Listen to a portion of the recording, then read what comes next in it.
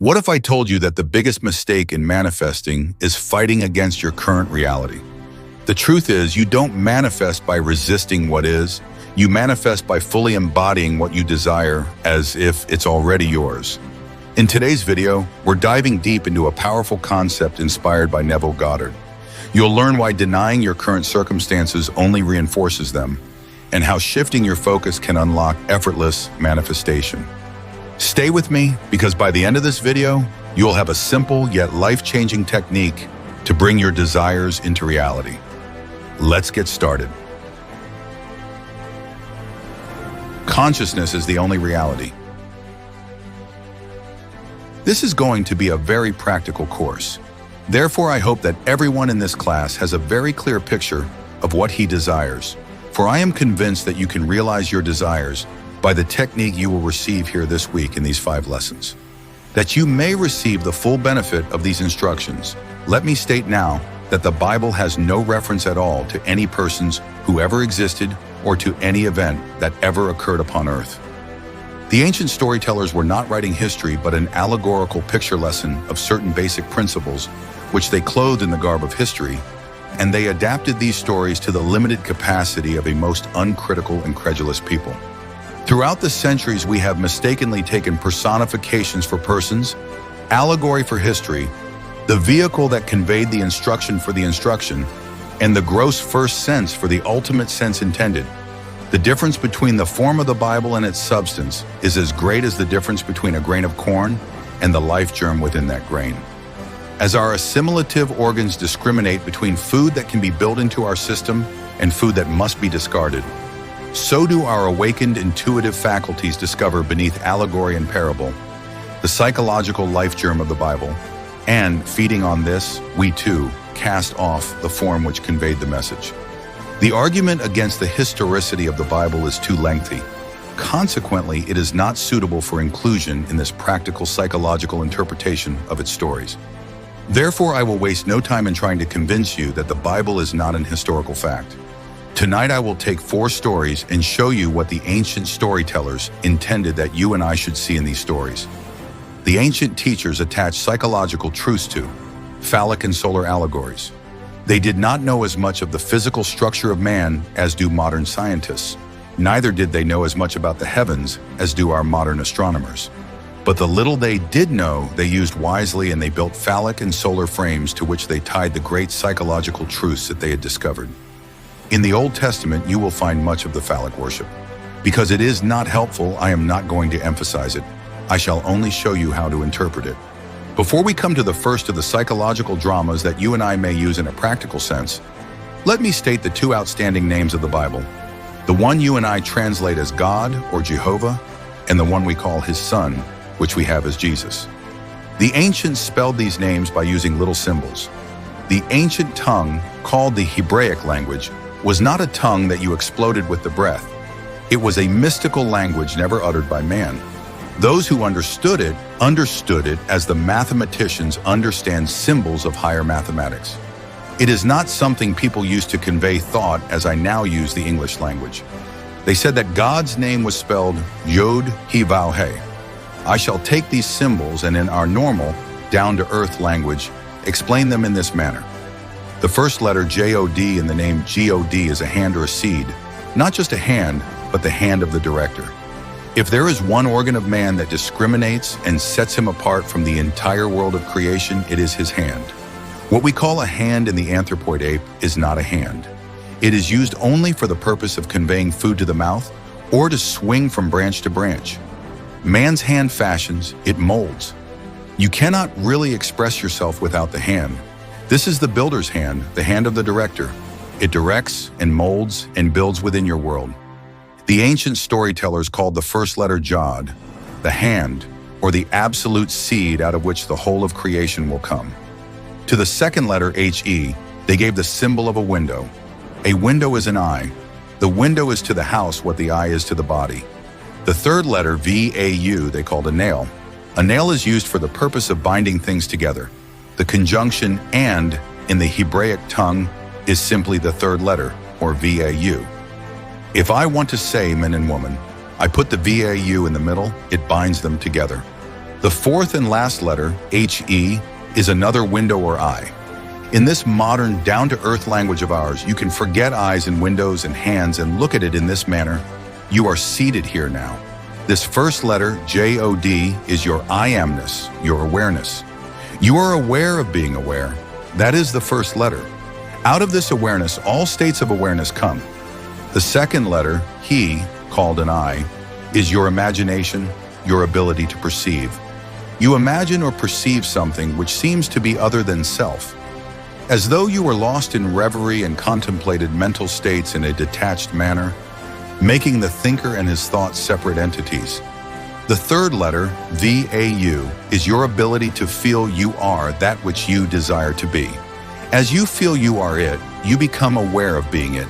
To walk as though you were what you want to be is to take your desire out of the imaginary world and put the V-A-U upon it. You have completed the drama of creation. I am aware of something. Then I become aware of actually being that of which I was aware. The fourth and last letter in the name of God is another H-E, another I, meaning the visible objective world which constantly bears witness of that which I am conscious of being. You do nothing about the objective world. It always molds itself in harmony with that which you are conscious of being. You are told this is the name by which all things are made, and without it there is nothing made that is made. The name is simply what you have now as you are seated here. You are conscious of being, aren't you? Certainly you are. You are also conscious of something that is other than yourself. The room, the furniture, the people. You may become selective now. Maybe you do not want to be other than what you are, or to own what you see, but you have the capacity to feel what it would be like were you now other than what you are. As you assume that you are that which you want to be, you have completed the name of God or the Jod-He, Vow-He. The final result, the objectification of your assumption, is not your concern. It will come into view automatically as you assume the consciousness of being it. Now let us turn to the Son's name, for He gives the Son dominion over the world. You are that Son, you are the great Joshua, or Jesus of the Bible. You know the name Joshua or Jehoshua we have anglicized as Jesus. The Son's name is almost like the Father's name. The first three letters of the Father's name are the first three letters of the Son's name, Jod-He-Vow. Then you add a Shin and an Ayin, making the Son's name read Jod-He-Vow Shin Ayin. You have heard what the first three are, J-O-D-H-E-V-A-U. J-O-D means that you are aware. H-E means that you are aware of something. And V-A-U means that you became aware of being that of which you were aware. You have dominion because you have the ability to conceive and to become that which you conceive. That is the power of creation. But why is a Shin put in the name of the Son? Because of the infinite mercy of our Father. Mind you, the Father and the Son are one. But when the Father becomes conscious of being man, He puts within the condition called man that which He did not give unto Himself. He puts a Shin for this purpose. A Shin is symbolized as a tooth. A tooth is that which consumes, that which devours. I must have within me the power to consume that which I now dislike. I, in my ignorance, brought to birth certain things I now dislike and would like to leave behind me. Were there not within me the flames that would consume it, I would be condemned forever to live in a world of all my mistakes. But there is a Shin, or flame, within the name of the Son, which allows that Son to become detached from states He formerly expressed within the world. Man is incapable of seeing other than the contents of his own consciousness. If I now become detached in consciousness from this room by turning my attention away from it, then I am no longer conscious of it. There is something in me that devours it within me. It can only live within my objective world if I keep it alive within my consciousness. It is the Shin, or a tooth, in the Son's name that gives Him absolute dominion. Why could it not have been in the Father's name? For this simple reason, nothing can cease to be in the Father. Even the unlovely things cannot cease to be. If I once give it expression, forever and ever it remains locked within the dimensionally greater self, which is the Father. But I would not like to keep alive within my world all of my mistakes. So I, in my infinite mercy, gave to myself, when I became man, the power to become detached from these things that I, in my ignorance, brought to birth in my world. These are the two names which give you dominion. You have dominion if, as you walk the earth, you know that your consciousness is God, the one and only reality. You become aware of something you would like to express or possess. You have the ability to feel that you are and possess that which but a moment before was imaginary. The final result, the embodying of your assumption, is completely outside of the offices of a three-dimensional mind. It comes to birth in a way that no man knows. If these two names are clear in your mind's eye, you will see that they are your eternal names. As you sit here, you are this Jod Hebau He, you are the Jod Hebau Shin Ayin. The stories of the Bible concern themselves exclusively with the power of imagination.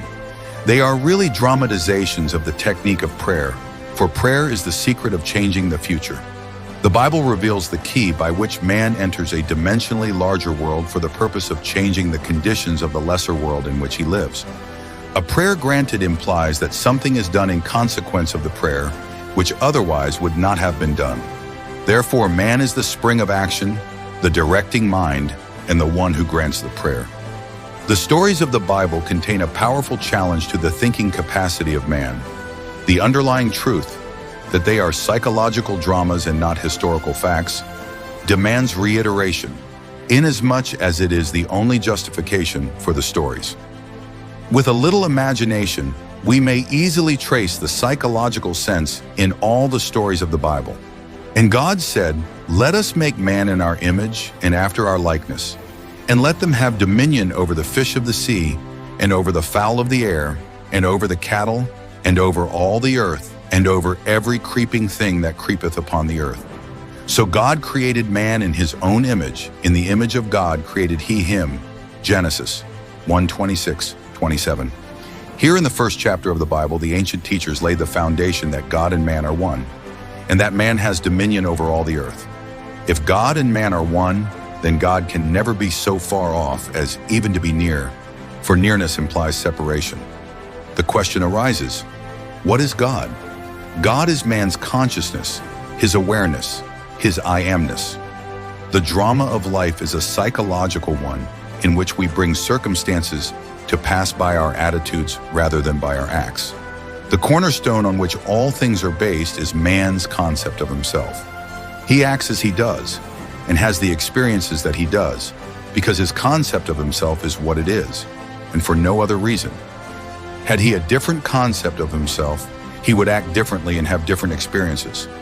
Man, by assuming the feeling of his wish fulfilled, alters his future in harmony with his assumption. For assumptions, though false, if sustained, will harden into fact. The undisciplined mind finds it difficult to assume a state which is denied by the senses. But the ancient teachers discovered that sleep, or a state akin to sleep, aided man in making his assumption. Therefore, they dramatized the first creative act of man as one in which man was in a profound sleep. This not only sets the pattern for all future creative acts, but shows us that man has but one substance that is truly his to use in creating his world, and that is himself. And the Lord God, man, caused a deep sleep to fall upon Adam, and he slept. And he took one of his ribs and closed up the flesh instead thereof. And the rib which the Lord God had taken from man made he a woman. General 2:21-22.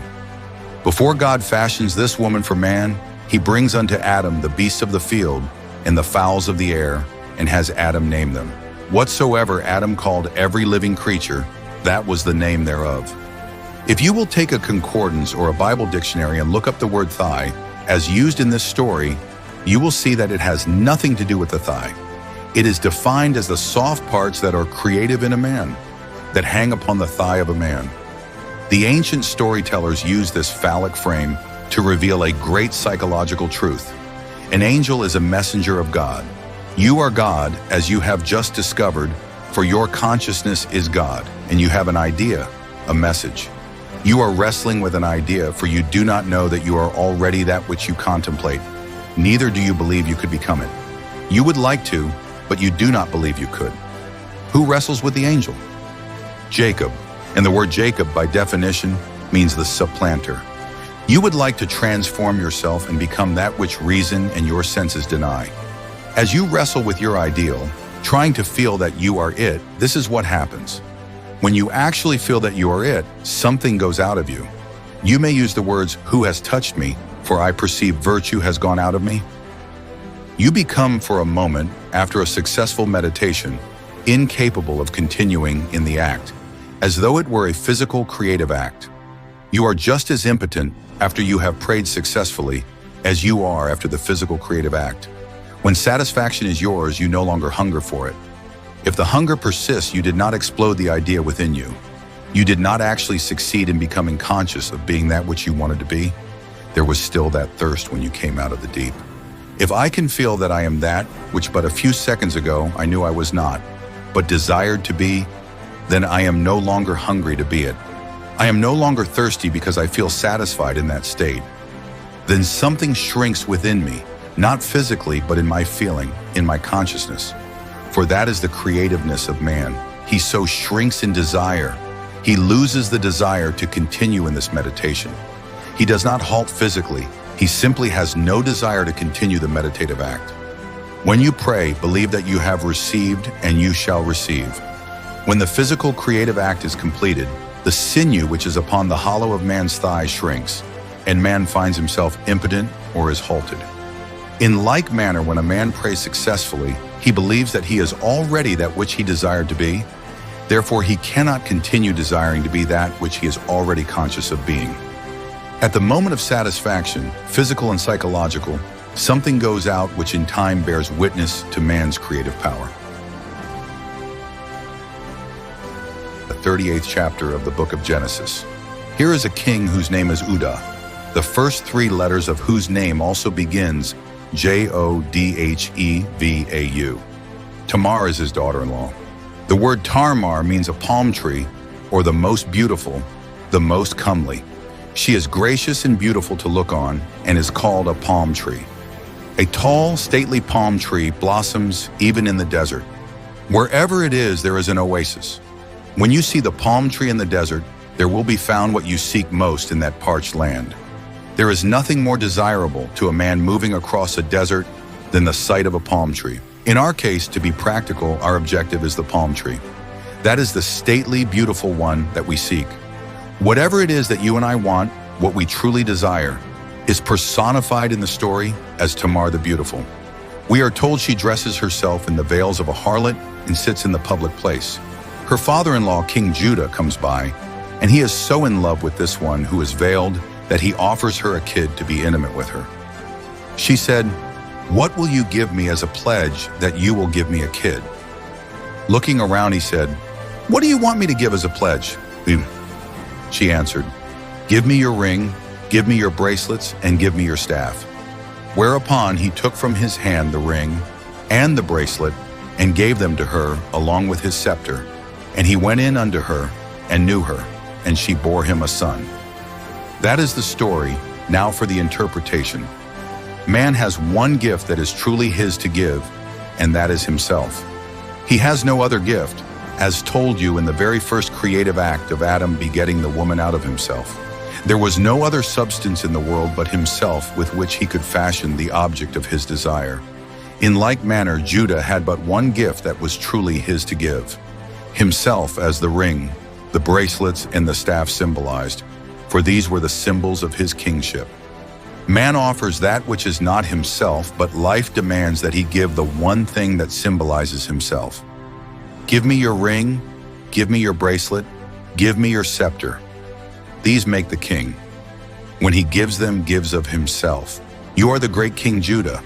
Before you can know your Tamar and make her bear your likeness in the world, you must go in unto her and give of self. Suppose I want security. I cannot get it by knowing people who have it. I cannot get it by pulling strings. I must become conscious of being secure. Let us say I want to be healthy. Pills will not do it. Diet or climate will not do it. I must become conscious of being healthy by assuming the feeling of being healthy. Perhaps I want to be lifted up in this world. Merely looking at kings and presidents and noble people and living in their reflection will not make me dignified.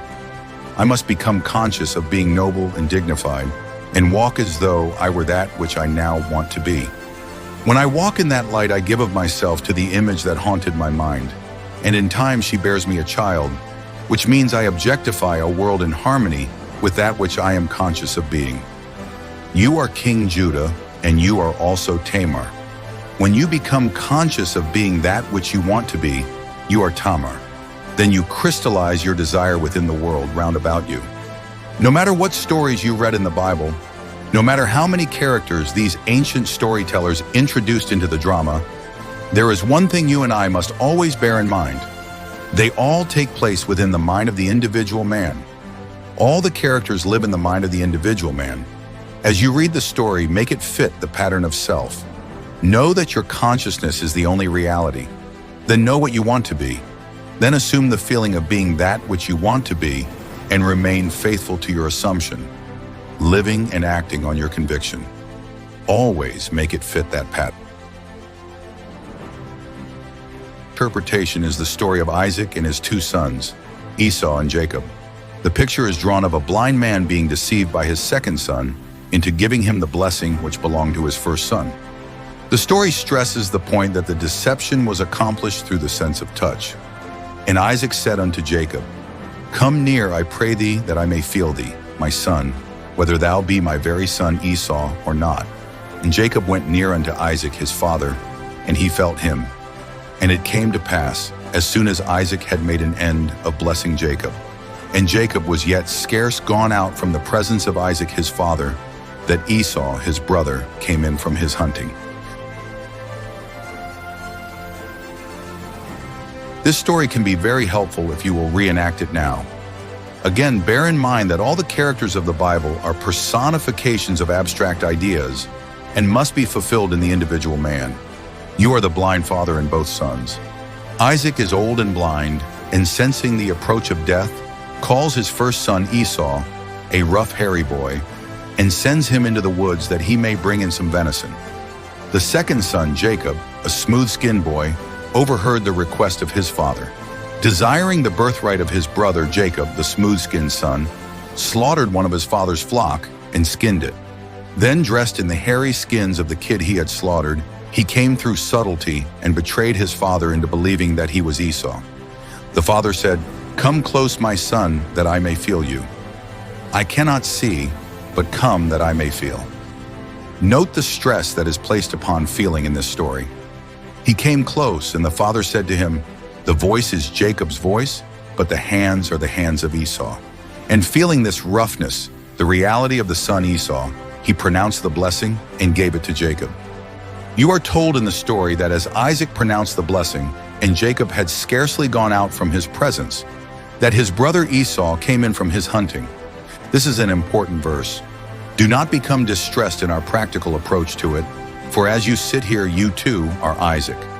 This room in which you are seated is your present Esau.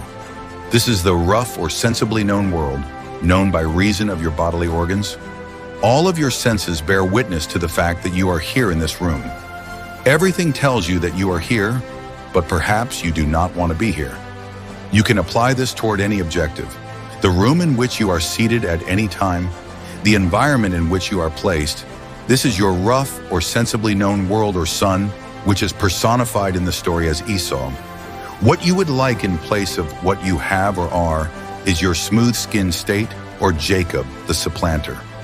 You do not send your visible world hunting, as so many people do, by denial. By saying it does not exist, you make it all the more real. Instead, you simply remove your attention from the region of sensation, which at this moment is the room around you, and you concentrate your attention on that which you want to put in its place, that which you want to make real.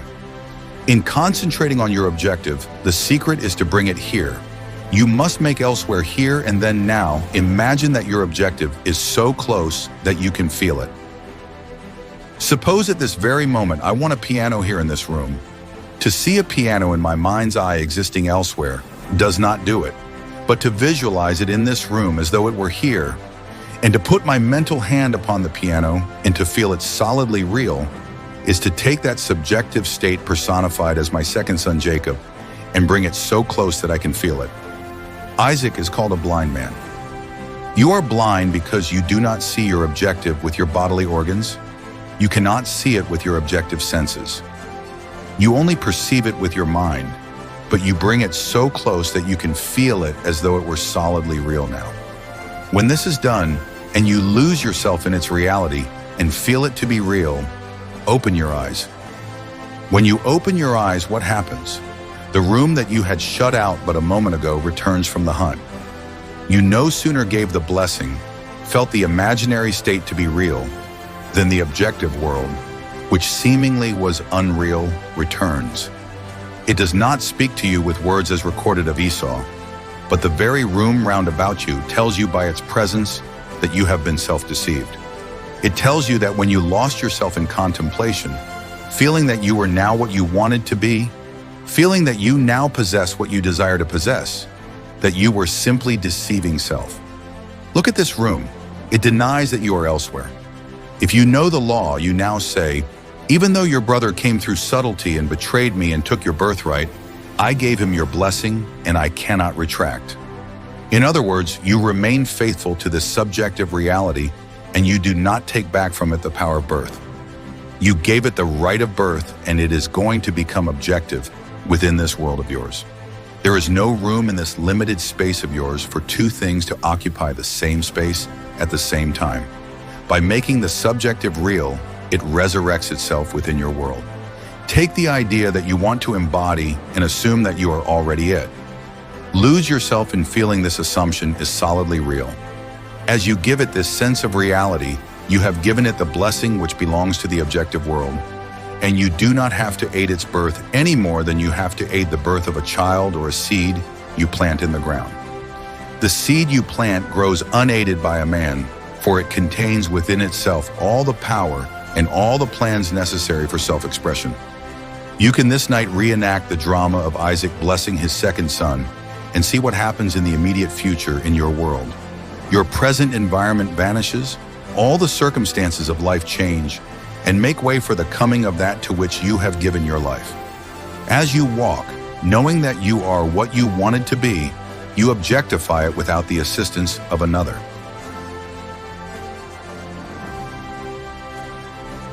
The fourth story for tonight is taken from the last of the books attributed to Moses.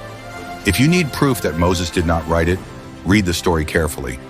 It is found in the 34th chapter of the book of Deuteronomy. Ask any priest or rabbi, who is the author of this book? Crane or swing, and they will tell you that Moses wrote it. In the 34th chapter of Deuteronomy, you will read of a man writing his own obituary. That is, Moses wrote this chapter. A man may sit down and write what he would like to have placed upon his tombstone, but here is a man who writes his own obituary, and then he dies and so completely rubs himself out that he defies posterity to find where he has buried himself. So Moses, the servant of the Lord, died there in the land of Moab, according to the word of the Lord. And he buried him in a valley in the land of Moab, over against Bethpower. But no man knoweth of his sepulchre unto this day.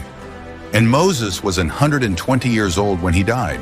His eye was not dim, nor his natural force abated. This night, not tomorrow, learn the technique of writing your own obituary and so completely die to what you are that no man in this world can tell you where you buried the old man. If you are now ill and you become well, and I know you by reason of the fact that you are ill, where can you point and tell me you buried the sick one? If you are impoverished and borrow from every friend you have, and then suddenly you roll in wealth, where did you bury the poor man? You so completely rub out poverty in your mind's eye that there is nothing in this world you can point to and claim, that is where I left it. A complete transformation of consciousness rubs out all evidence that anything other than this ever existed in the world. The most beautiful technique for the realizing of man's objective is given in the first verse of the 34th chapter of Deuteronomy. And Moses went up from the plains of Moab unto the mountain of Nebo, to the top of Pisgah, that is over against Jericho. And the Lord showed him all the land of Gilead unto Dan. You read that verse and say, so what? But take a concordance and look up the words. The first word, Moses, means to draw out, to rescue, to lift out, to fetch. In other words, Moses is the personification of the power in man that can draw out of man that which he seeks. For everything comes from within, not from without. You draw from within yourself that which you now want to express as something objective to yourself. You are Moses coming out of the plains of Moab. The word Moab is a contraction of two Hebraic words, mem and ab, meaning mother-father. Your consciousness is the mother-father. There is no other cause in the world. Your I-amness, your awareness, is this Moab or mother-father. You are always drawing something out of it. The next word is Nebo. In your concordance, Nebo is defined as a prophecy. A prophecy is something subjective. If I say so-and-so will be, it is an image in the mind. It is not yet a fact. We must wait and either prove or disprove this prophecy. In our language, Nebo is your wish, your desire. It is called a mountain because it is something that appears difficult to ascend and is therefore seemingly impossible of realization. A mountain is something bigger than you are. It towers over you. Nebo personifies that which you want to be in contrast to that which you are. The word pisca, by definition, is to contemplate. Jericho is a fragrant odor, and Gilead means the hills of witnesses. The last word is Dan the prophet. Now put them all together in a practical sense and see what the ancients tried to tell us. As I stand here, having discovered that my consciousness is God, and that I can, by simply feeling that I am what I want to be, transform myself into the likeness of that which I am assuming I am. I know now that I am all that it takes to scale this mountain. I define my objective. I do not call it Nebo, I call it my desire. Whatever I want, that is my Nebo. That is my great mountain that I am going to scale. I now begin to contemplate it, for I shall climb to the peak of Pisgah. I must contemplate my objective in such a manner that I get the reaction that satisfies. If I do not get the reaction that pleases, then Jericho is not seen, for Jericho is a fragrant odor. When I feel that I am what I want to be, I cannot suppress the joy that comes with that feeling. I must always contemplate my objective until I get the feeling of satisfaction personified as Jericho. Then I do nothing to make it visible in my world. For the hills of Gilead, meaning men, women, children, the whole vast world round about me, come bearing witness. They come to testify that I am what I have assumed myself to be and am sustaining within myself. When my world conforms to my assumption, the prophecy is fulfilled. If I now know what I want to be and assume that I am it and walk as though I were, I become it, and becoming it, I so completely die to my former concept of self that I cannot point to any place in this world and say, that is where my former self is buried. I so completely died that I defy posterity to ever find where I buried my old self. There must be someone in this room who will so completely transform himself in this world that his close, immediate circle of friends will not recognize him. For 10 years, I was a dancer, dancing in Broadway shows, in vaudeville, nightclubs, and in Europe. There was a time in my life when I thought I could not live without certain friends in my world. I would spread a table every night after the theater, and we would all dine well. I thought I could never live without them. Now I confess I could not live with them. We have nothing in common today. When we meet, we do not purposely walk on the opposite side of the street, but it is almost a cold meeting because we have nothing to discuss. I so died to that life that as I meet these people, they cannot even talk of the old times. But there are people living today who are still living in that state, getting poorer and poorer. They always like to talk about the old times. They never buried that man at all. He is very much alive within their world. Moses was 120 years, a full, wonderful age, as 120 indicates. 1 + 2 + 0 = 3, the numerical symbol of expression. I am fully conscious of my expression. My eyes are undimmed and the natural functions of my body are not abated. I am fully conscious of being what I do not want to be. But knowing this law by which a man transforms himself, I assume that I am what I want to be and walk in the assumption that it is done. In becoming it, the old man dies, and all that was related to that former concept of self dies with it. You cannot take any part of the old man into the new man. You cannot put new wine in old bottles or new patches on old garments. You must be a new being completely. As you assume that you are what you want to be, you do not need the assistance of another to make it so. Neither do you need the assistance of anyone to bury the old man for you. Let the dead bury the dead. Do not even look back, for no man having put his hand to the plow and then looking back is fit for the kingdom of heaven. Do not ask yourself how this thing is going to be. It does not matter if your reason denies it. It does not matter if all the world round about you denies it. You do not have to bury the old. Let the dead bury the dead. You will so bury the past by remaining faithful to your new concept of self that you will defy the whole vast future to find where you buried it. To this day, no man in all of Israel has discovered the sepulcher of Moses. These are the 4 stories I promised you tonight. You must apply them every day of your life. Even though the chair on which you are now seated seems hard and does not lend itself to meditation, you can, by imagination, make it the most comfortable chair in the world. Let me now define the technique as I want you to employ it. I trust each one of you came here tonight with a clear picture of your desire. Do not say it is impossible. Do you want it? You do not have to use your moral code to realize it. It is altogether outside the reach of your code.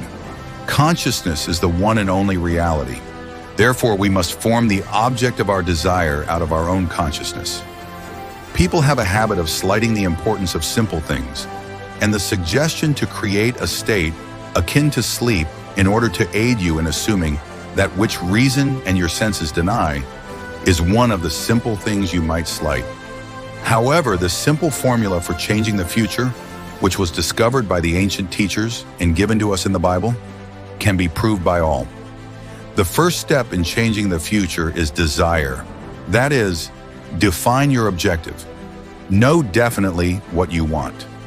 Second, construct an event which you believe you would encounter following the fulfillment of your desire. An event which implies fulfillment of your desire, something which will have the action of self-predominant. The third step is to immobilize the physical body and induce a state akin to sleep. Then mentally feel yourself right into the proposed action. Imagine all the while that you are actually performing the action here and now. You must participate in the imaginary action, not merely stand back and look on, but feel that you are actually performing the action so that the imaginary sensation is real to you. It is important always to remember that the proposed action must be one which follows the fulfillment of your desire, one which implies fulfillment. For example, suppose you desired a promotion in office. Then being congratulated would be an event you would encounter following the fulfillment of your desire. Having selected this action as the one you will experience in imagination to imply promotion in office, immobilize your physical body and induce a state bordering on sleep, a drowsy state, but one in which you are still able to control the direction of your thoughts, a state in which you are attentive without effort. Then visualize a friend standing before you. Put your imaginary hand into his. Feel it to be solid and real, and carry on an imaginary conversation with him in harmony with the feeling of having been promoted. You do not visualize yourself at a distance in point of space, and at a distance in point of time being congratulated on your good fortune. Instead, you make elsewhere, here in the future now. The difference between feeling yourself in action, here and now, and visualizing yourself in action, as though you were on a motion picture screen, is the difference between success and failure. The difference will be appreciated if you will now visualize yourself climbing a ladder. Then, with eyelids closed, imagine that a ladder is right in front of you and feel yourself actually climbing it. Experience has taught me to restrict the imaginary action, which implies fulfillment of the desire, to condense the idea into a single act, and to reenact it over and over again until it has the feeling of reality. Otherwise, your attention will wander off along an associational track, and hosts of associated images will be presented to your attention, and in a few seconds, they will lead you hundreds of miles away from your objective in point of space and years away in point of time. If you decide to climb a particular flight of stairs, because that is the likely event to follow the fulfillment of your desire, then you must restrict the action to climbing that particular flight of stairs. Should your attention wander off, bring it back to its task of climbing that flight of stairs, and keep on doing so until the imaginary action has all the solidity and distinctness of reality. The idea must be maintained in the mind without any sensible effort on your part. You must, with the minimum of effort, permeate the mind with the feeling of the wish fulfilled. Drowsiness facilitates change because it favors attention without effort. But it must not be pushed to the state of sleep in which you no longer are able to control the movements of your attention, but a moderate degree of drowsiness in which you are still able to direct your thoughts. A most effective way to embody a desire is to assume the feeling of the wish fulfilled, and then, in a relaxed and drowsy state, repeat over and over again like a lullaby any short phrase which implies fulfillment of your desire, such as "thank you, thank you, thank you," as though you addressed a higher power for having given you that which you desired. I know that when this course comes to an end on Friday, many of you here will be able to tell me you have realized your objectives. 2 weeks ago, I left the platform and went to the door to shake hands with the audience. I am safe in saying that at least 35 out of a class of 135 told me that which they desired when they joined this class they had already realized. This happened only 2 weeks ago. I did nothing to bring it to pass save to give them this technique of prayer. You need do nothing to bring it to pass save apply this technique of prayer. With your eyes closed and your physical body immobilized, induce a state akin to sleep and enter into the action as though you were an actor playing the part. Experience in imagination what you would experience in the flesh were you now in possession of your objective. Make elsewhere, here and then now. And the greater you, using a larger focus, will use all means, and call them good, which tend toward the production of that which you have assumed. You are relieved of all responsibility to make it so, because as you imagine and feel that it is so, your dimensionally larger self determines the means. Do not think for one moment that someone is going to be injured in order to make it so, or that someone is going to be disappointed. It is still not your concern. I must drive this home. Too many of us, schooled in different walks of life, are so concerned about the other. You ask, if I get what I want, will it not imply injury to another? There are ways you know not of, so do not be concerned. Close your eyes now, because we are going to be in a long silence. Soon you will become so lost in contemplation, feeling that you are what you want to be, that you will be totally unconscious of the fact that you are in this room with others. You will receive a shock when you open your eyes and discover we are here. It should be a shock when you open your eyes and discover that you are not actually that which, a moment before, you felt you were or felt you possessed. Now we will go into the deep. I need not remind you that you are now that which you have assumed that you are. Do not discuss it with anyone, not even self. You cannot take thought as to the how when you know that you are already. Your three-dimensional reasoning, which is a very limited reasoning, indeed should not be brought into this drama. It does not know. What you have just felt to be true is true. Let no man tell you that you should not have it. What you feel that you have, you will have. And I promise you this much, after you have realized your objective, on reflection, you will have to admit that this conscious reasoning mind of yours could never have devised the way. You are that and have that which this very moment you appropriated. Do not discuss it. Do not look to someone for encouragement, because the thing might not come. It has come. Go about your Father's business doing everything normally and let these things happen in your world.